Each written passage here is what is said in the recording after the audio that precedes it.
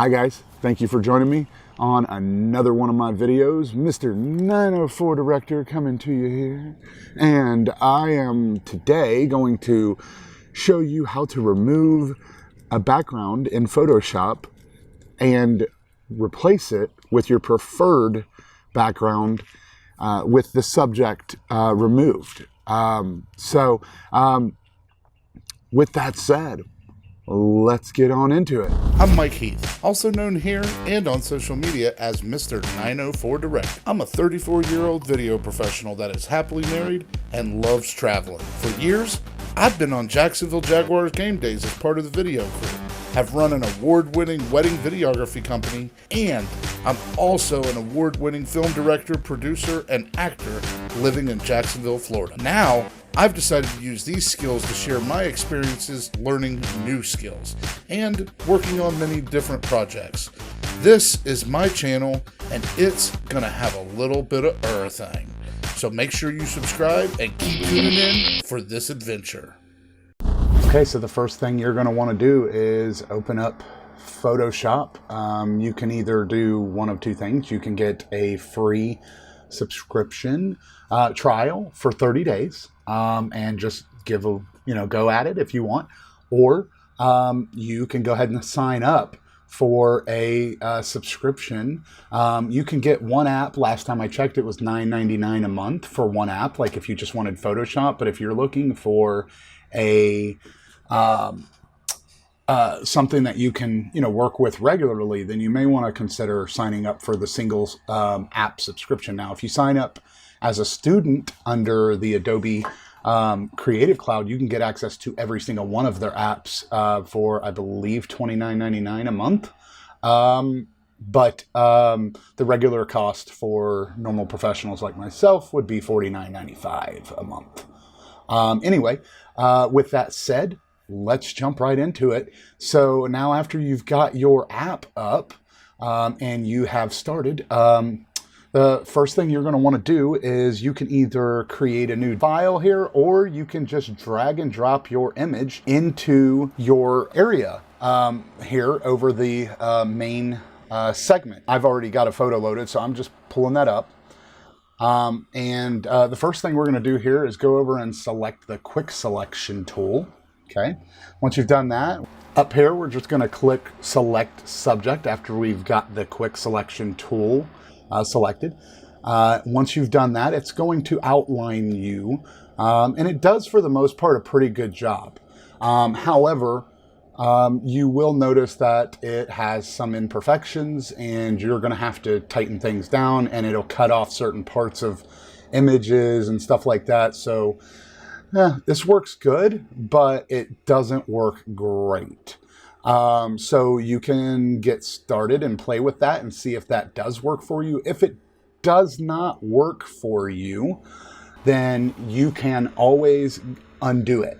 All you have to do is go up to where it says edit, click on that, undo cut pixels, undo select subject, and basically it brings you back to where you started. Now, once you've done that, you can go to the quick selection tool again, and instead of selecting select subject, you can just drag it, click and drag, and it's going to do sections that it recognizes at a time.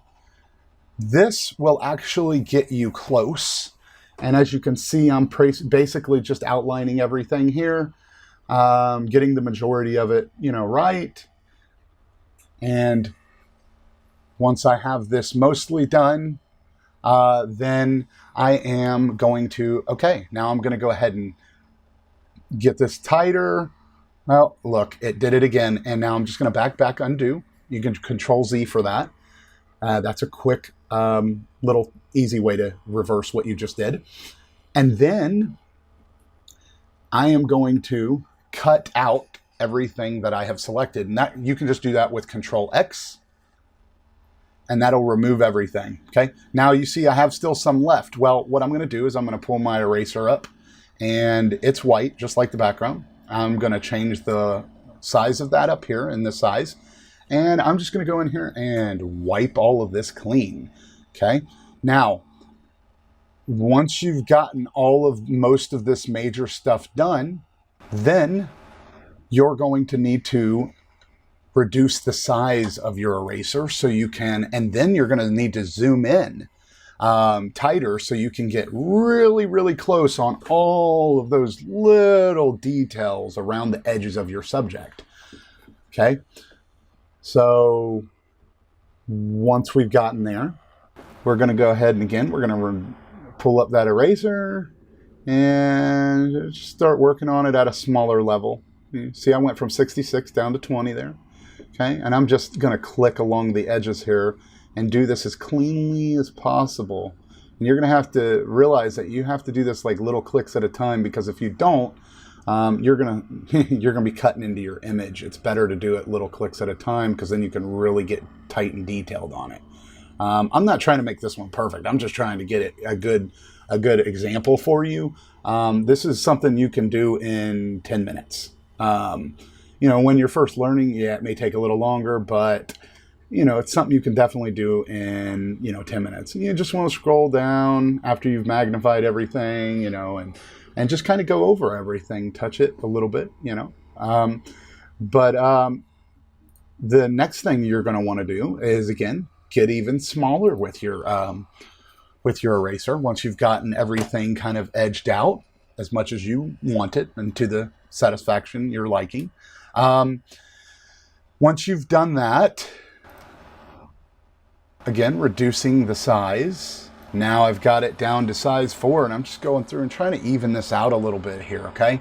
And just click on these. You can magnify in even tighter. I can see what I need to see here to try to get this about as clean as I want at this magnification level. But if you need to get in a little tighter for your own vision purposes, I can understand that.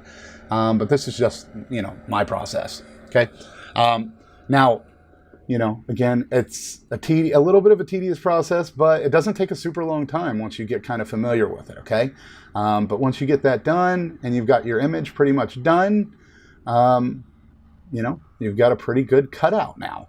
And as you can see, I have the top of my head cut off, so I'm going to have to think about that when I am moving it over to my background. Now, once you've gotten everything edged out, you're going to want to go back to your quick select tool. And once you've gone to your quick select tool, you can go ahead and cut that image out, because now you can select subject. And once you've clicked and selected subject, it's going to pretty much outline it all perfectly now, because you have cleaned up the edges, and now it all only sees white other than you, or whatever that color is other than you.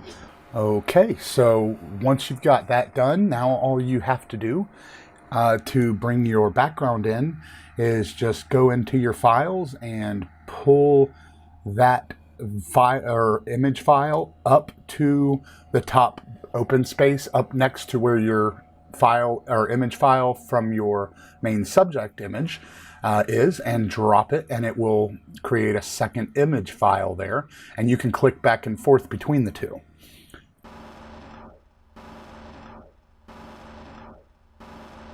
So now you just want to take it over and put it on your replacement background, and then you just want to resize it to where it's going to fit and look naturally, placed into that new background.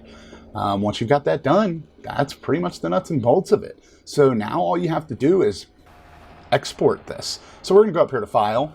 We're going to go down to Save As, okay? And then I want to go over to Save on my computer. Now, it may not ask you this every time after you've gotten it, used to your preferences, but the first time around it'll do this. So now you also want to make sure that you go ahead and, title it however you want it to be titled before you save, obviously, so that way you know how to find it. Now, go down to where it says Save As Type. You can do it as many different types of images if you want. You can do JPEG, PNG.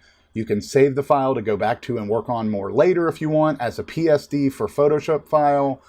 I'm going to do it as a JPEG for this scenario. Once you've done that, it's going to pop up this little box, okay? I always like to select maximum, okay? Because that's the highest quality. Then you can pull it all the way over to quality 12, which is, again, the maximum. Then I'm going to go down here to format options, and I'm going to select progressive, select scans 5, and that's going to give me the absolute best quality image that I can get from exporting this. Now, as you can see, it counts it down, your export down up there at the top.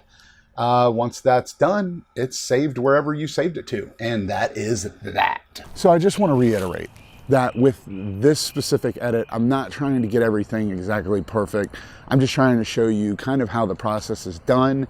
And as you could see, it's a pretty clean edit, but it only took about, what, 5-10 minutes there? And you know, that was all it took to replace the background. And you could see there was a lot going on in the background of my original image there. And I was replacing it with more of a just kind of natural, you know, faded, blurred out background there to make my subject, myself, obviously in this case, look a little more dominant in the picture. And stand out. And that's something you can do with, like, you know, acting headshots, family portraits, whatever you want. You don't necessarily have to go to a studio to be able to have a studio type of shot with a studio backdrop. And I just thought that was something cool that pretty much anybody could do. And you could get the free trial of Adobe Photoshop to try it out and start with if it's something you think you might want to play with. But this has been Mr. 904 Director.